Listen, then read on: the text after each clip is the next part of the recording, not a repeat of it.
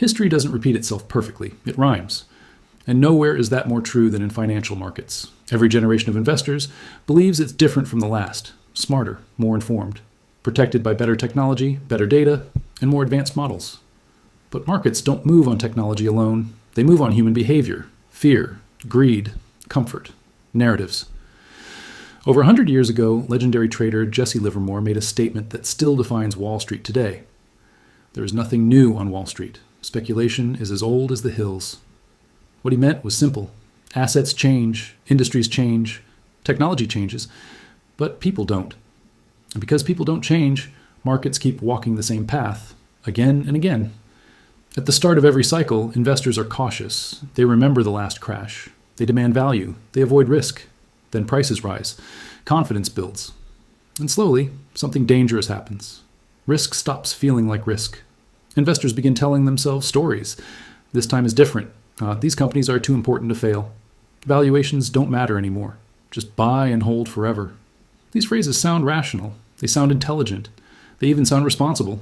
But historically, they appear at the most dangerous moment in every cycle. Because markets don't collapse when people are scared. They collapse when people are comfortable. Comfort is what removes skepticism. Comfort is what allows concentration. Comfort is what convinces investors that past rules no longer apply. And right now, comfort is everywhere.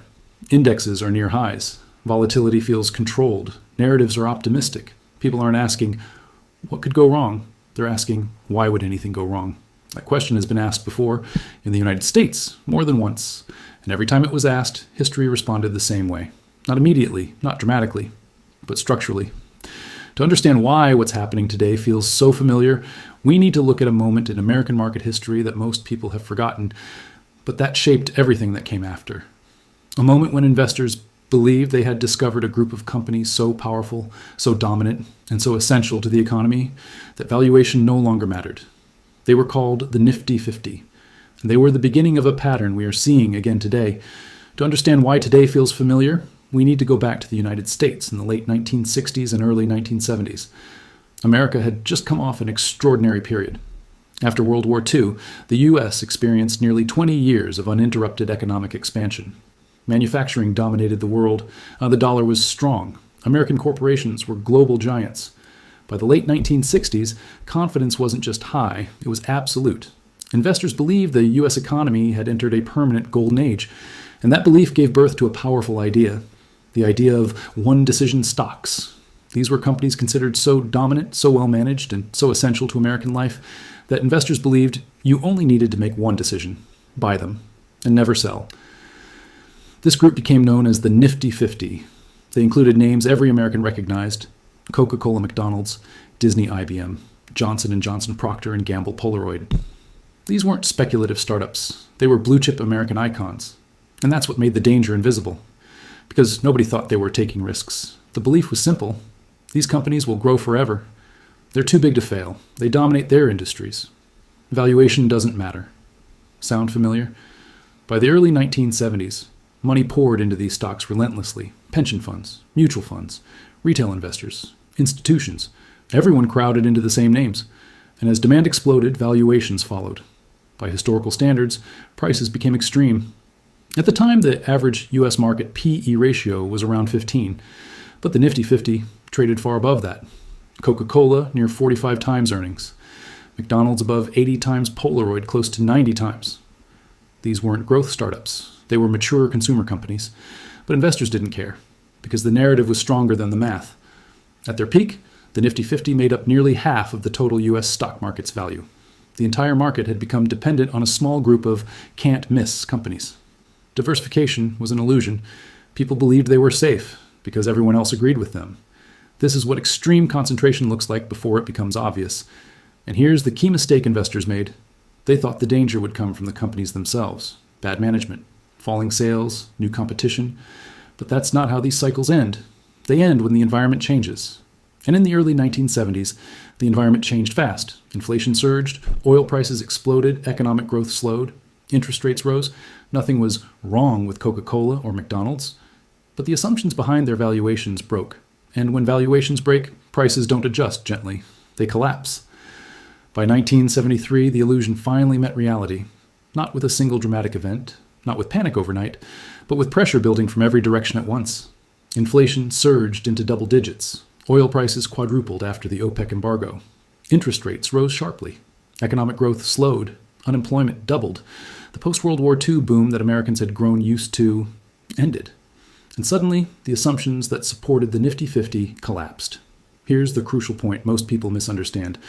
The crash didn't start because these companies failed. It started because their valuations could no longer survive the new environment. When inflation rises and interest rates increase, the math changes. Future profits are worth less today. Debt becomes more expensive. Growth assumptions get questioned. And stocks priced as perfect forever have nowhere to hide. So when the selling began, it didn't hit small speculative companies first. It hit the most crowded trades, the safest looking stocks, the ones everyone owned. Between 1973 and 1974, the U.S. stock market fell nearly 50%. But the Nifty 50 fell far more. Coca-Cola dropped about 60%. McDonald's fell nearly 70%. IBM lost more than 60%. Polaroid collapsed over 90%. Let that sink in. These weren't bankrupt companies. They didn't disappear. They were still selling products Americans loved, but price had drifted too far from reality, and when that gap closes, it closes violently. This is the moment when investors realized something devastating. Being a great company does not protect you from being a bad investment. The belief that you never need to sell turned out to be the most dangerous idea of all. Even worse, recovery was slow. It took nearly 8 years, until 1981, for the broader U.S. market to return to its previous highs. For many Nifty 50 stocks, investors waited a decade or more to break even. Some never did. And this is where the real lesson emerges. The crash wasn't about greed. It wasn't about stupidity. It was about concentration.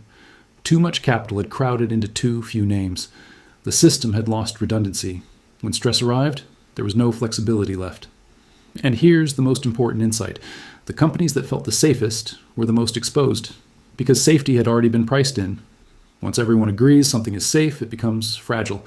This pattern isn't unique to the 1970s. It didn't disappear with better technology. It didn't disappear with smarter models. It simply waits for the next generation to forget it. And that brings us to today. Because the structure you just saw, the concentration, the confidence, the belief in untouchable giants, it's back, with different names, with better technology, with faster narratives, but the same psychology. Now bring that history forward, because when you strip away the decades, the technology, and the names, the structure looks uncomfortably familiar. Today, the U.S. stock market is being carried by a very small group of companies. They're called the Magnificent Seven: Apple, Microsoft, Google, Amazon, Meta, Tesla, Nvidia. Together, these 7 companies now account for roughly 1/3 of the entire S&P 500. Let that sink in. Hundreds of companies exist inside the index. But market performance is increasingly determined by just a handful of balance sheets. This is concentration, and concentration is never neutral. On the surface, everything looks strong. Indexes near all-time highs, volatility relatively low, headlines about innovation, AI, and productivity breakthroughs. It feels healthy, it feels resilient, just like it did in the early 1970s. But look beneath the surface. If you remove the Magnificent Seven, the rest of the market tells a very different story. Many stocks are flat. Some are declining. Earnings growth is uneven. Small and mid-cap stocks lag badly. This divergence matters because markets don't fail when everything is weak. They fail when strength becomes narrow. Just like the Nifty 50 era, investors today are telling themselves a familiar story. These companies are different. They dominate their industries. They'll grow forever. You never need to sell. Sound familiar? Valuations reflect this belief. Some of the largest companies in America now trade at multiples that assume years of perfect execution. Any slowdown becomes dangerous. Any disappointment becomes amplified. And here's the critical point. You don't need these companies to fail for the market to break. You only need expectations to adjust. When valuations are stretched, even good news can be bad news, because the price already assumes perfection. This is where psychology matters more than fundamentals. Most investors believe they're diversified because they own index funds. But in reality, many portfolios are heavily exposed to the same few companies, the same revenue streams, the same macro risks. That's not diversification. That's concentration disguised as safety. And concentration creates a fragile system. When money flows in, prices surge together. When money flows out, there's nowhere to hide. This is why comparisons to the 1970s matter, not because history repeats exactly, but because human behavior doesn't change. Every cycle creates its own version of one-decision stocks.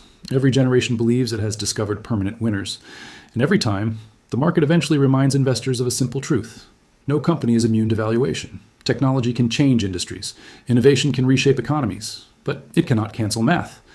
And when conditions tighten, higher rates, slower growth, rising costs, valuation becomes gravity again. That's when concentration stops feeling safe and starts feeling dangerous. Here's the mistake most investors make. They believe markets collapse because of big events. A war, a policy shock, a bank failure, a headline so dramatic that prices have no choice but to fall.